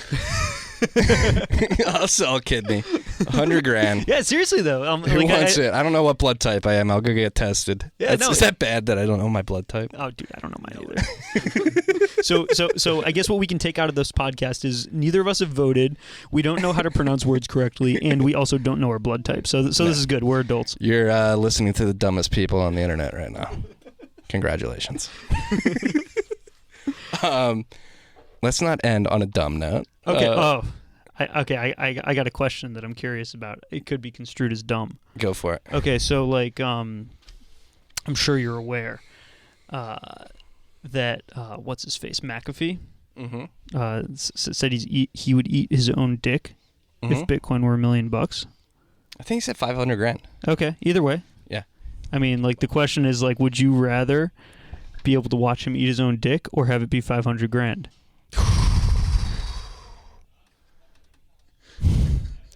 I've seen dick chop before on the dark web.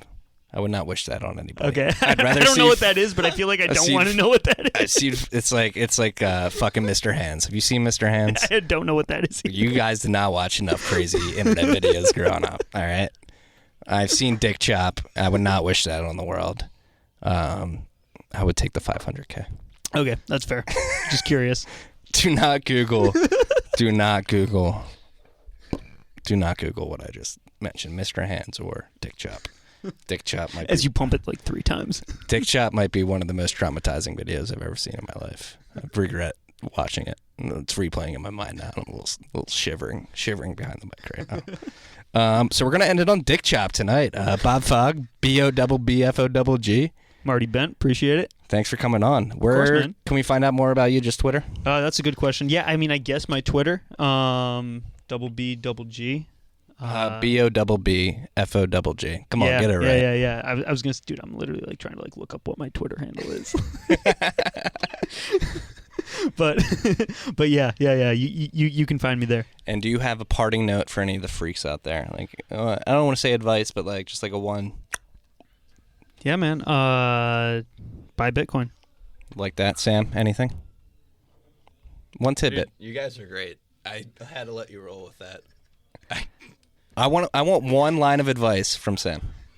Anything. It could be anything. It could be if you don't use it, you lose it. Like something like that. Whatever. Hi, Sham. That's perfect. And you heard it here first. All right, freaks. That's what we got this week. Peace and love. Woo! Awesome. That was fun. Yeah, right? You guys are rolling.